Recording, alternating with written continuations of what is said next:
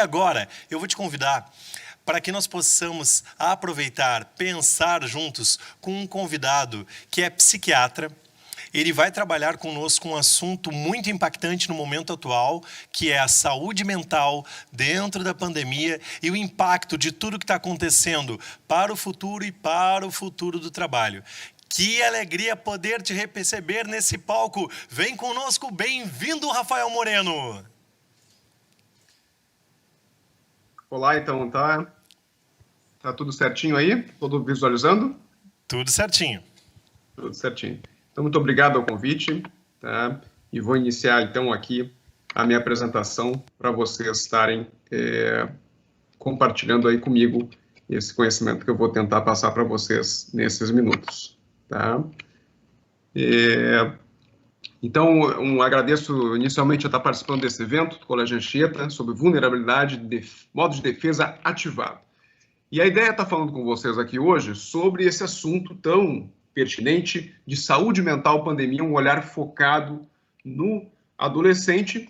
E, de fato, estamos no meio de uma pandemia que está, com certeza, modificando muito a nossa saúde mental, contudo, modificando a saúde mental de um ponto de vista de um impacto negativo. E a ideia é estar mostrando para vocês aqui o que tem de pesquisa já mostrando sobre esse impacto, particularmente na população dos adolescentes. Meu nome é Rafael Moreno, sou médico psiquiatra, pai do Pedro, pai da Marina, também sou pai, como vários que estão assistindo aqui, marido da Mônica, e trabalho aqui em Lajeado, principalmente com a questão de prevenção do suicídio e também de outros transtornos psiquiátricos em qualquer idade. As pesquisas prévias mostram que durante as epidemias, pandemias, já que a gente já teve outras epidemias no passado, o comportamento humano, sim, ele possui particularidades de acordo com a fase da pandemia. Vamos lembrar, na primeira caso aqui no Brasil, ou quando chegou em Porto Alegre, o primeiro caso de pandemia, caso de coronavírus, como é que a população reagiu? A população, em geral, reage no início de uma pandemia com uma manifestação de medo extremo, já que não conhece o inimigo, não conhece o impacto que isso vai causar, é um perigo para todos, as pessoas ficam isoladas, respeitam exatamente o que está sendo sugerido para se fazer, as pessoas acumulam comida, já que as pessoas não sabem o que vai acontecer. Contudo, essa etapa inicial de medo, ela não dura muito tempo, já que o ser humano não aguenta ficar muito tempo em isolamento, porque nós, seres humanos, somos seres sociais. É extremamente importante a gente estar focado, a gente está aqui dominando, né, colonizando o planeta inteiro, porque nós somos seres sociais e essa forma de conviver em grupo consegue fazer com que a gente tenha bastante estratégias muito complexas, tá, para conseguir se fazer um controle de várias adversidades que a gente enfrentaria, por exemplo, em tempos passados, certo? Logo depois, em função desse isolamento social, vem a dor, já que algumas pessoas perderam familiares, já que algumas pessoas também tiveram coronavírus, tá? Então, essa dor somada à tristeza de estar isolado, em geral, o que predomina na segunda fase da pandemia. É mais ou menos aonde a gente está hoje no Brasil. As pessoas já não estão mais aguentando essa dor do isolamento social, já que isso é totalmente antinatural. E na última fase da pandemia, a gente vai ter, sim, somado às consequências econômicas, somado aos lutos, somado à dor, somado a mais ansiedade. Lembrar que muitas vezes as pessoas acabam usando mais substâncias, por exemplo, álcool, drogas, para controlar essa ansiedade. Isso resulta, infelizmente, em um número maior de suicídios. Tá? Então, Maslow, né, já estudava essa questão das pirâmides das necessidades humanas, e a gente vê que realmente isso faz sentido, onde quando a gente sob estresse, a gente prioriza as necessidades mais básicas, depois segurança, e depois a gente vai evoluindo ali na pirâmide de Maslow. E o que as pesquisas mostram em relação à saúde mental na pandemia? De fato, o consumo de mídias sociais aumentou muito durante a pandemia, aumentou em torno de 40%, segundo as pesquisas estão mostrando.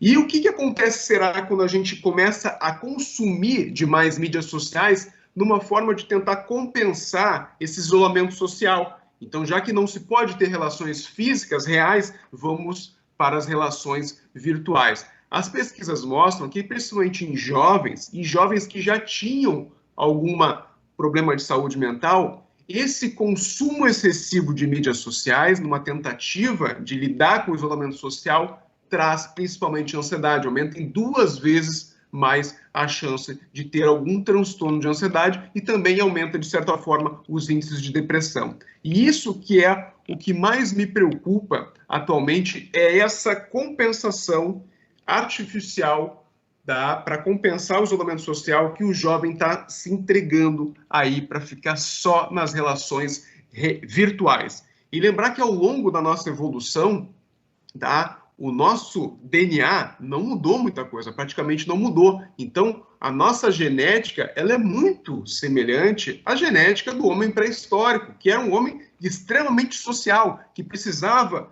de um do outro para conseguir ficar vivo, senão ele era comido por outros seres.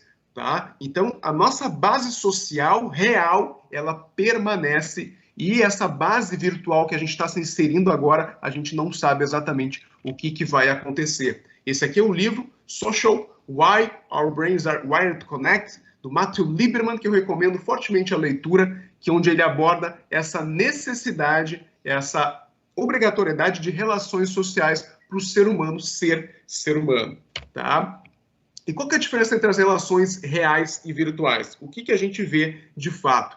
Tá? A relação real, ela é muito mais complexa do que a relação virtual. Se a gente for pegar nos nossos 5 sentidos, a relação virtual, ela só tem a parte visual e a parte auditiva. E lembrar que às vezes a gente está com a internet ruim, a própria relação audiovisual, ela fica com interrupções e vai e volta, a pessoa não acaba não tendo aquela sensação de realmente estar com a pessoa na frente dela. E a relação real, gente, além da parte visual, auditiva, ela tem a tátil, a gente toca, principalmente o latino, nós aqui temos a questão de tocar no indivíduo, tá? Tem a questão da gente estar sentindo o cheiro daquele indivíduo, tá? Na hora da conversa, da gente também estar se alimentando com aquele indivíduo, onde a gente compartilha muitas coisas sociais, tem muita relação com a alimentação, e isso a gente não está conseguindo fazer, e isso na relação virtual também não é possível. Ou seja, a gente trocar totalmente as relações reais para as relações virtuais, com certeza tem um impacto na base do funcionamento social cerebral humano.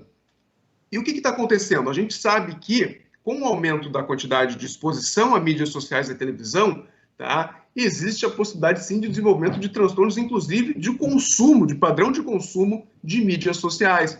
Por exemplo, as pesquisas já mostram que mais de 4 horas por dia de uso de mídias sociais, de internet, que seja, aumenta o risco de transtornos mentais, inclusive estão desenvolvendo, tá? Estão trabalhando, estudando o transtorno por adição à internet, tá? Que é uma coisa que provavelmente vai iniciar nos países orientais, já é uma realidade, inclusive com clínicas de tratamento de pessoas que ficam muito tempo, às vezes até nem vão no banheiro, nem comem só para ficar na internet, no jogo, que seja. Tá? Lembrar que nós precisamos nos exercitar. A pandemia muitas vezes reduziu a quantidade de exercício das pessoas. Então, menos exercício, a gente continuou comendo, até às vezes até comendo mais na pandemia, aumentando o peso e aumentando também as doenças. E lembrar, gente, que o adolescente, a criança, ele precisa fazer muito mais gasto calórico, muito mais exercício do que um adulto. Então, uma caminhadinha, eventualmente, para o adolescente, ela, às vezes, não atinge a carga necessária de exercício para um adolescente se manter saudável. Então, isolamento social, a gente acaba tendo um impacto também na saúde física do indivíduo. E hoje, essa quantidade de informação que a gente recebe através da internet, televisão, tá? Ela também, a gente nunca teve tão envolto de informação, a gente parece estar numa overdose de informação, nunca foi tão fácil também ter acesso às coisas ao longo da vida, tá? Nós estamos nessa etapa que é boa, sim, mas também tem um lado negativo, já que muitas dessas informações, elas podem ser, por exemplo, fake news.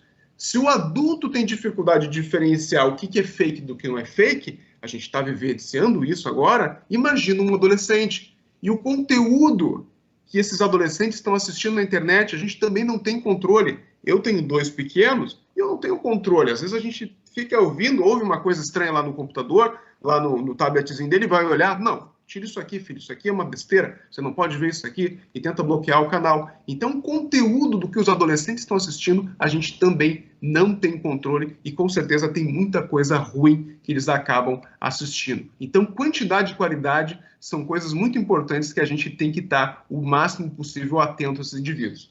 Então, doutor, agora ouvindo essa palestra aqui, eu já sei o que eu vou fazer com meus filhos. Eu vou botar eles numa ilha deserta, sem internet, sem Wi-Fi, e eles vão crescer super saudáveis. Também não é assim, gente. Também não adianta a gente botar os nossos filhos numa ilha deserta, já que o futuro do trabalho, tá? A pandemia nos mostrou claramente de que o trabalho daqui em diante já vinha acontecendo, ele está mudando, principalmente na questão de teletrabalho e as questões do uso da inteligência artificial e da robótica para ajudar ou até substituir algumas profissões. Então, é extremamente necessário de que o jovem aprenda a mexer com a tecnologia de forma adequada, certo? E lembrar que não é a máquina que vai conseguir substituir totalmente o ser humano, já que nós e as máquinas temos algumas coisas diferentes, e é nessas coisas diferentes que a gente tem que estimular os nossos jovens atualmente. Então, já dizia o Exterminador do Futuro, tá? O que nos torna humanos não é algo que se coloca no chip ou que se programe, é a força do coração humano, e é o que nos diferencia das máquinas.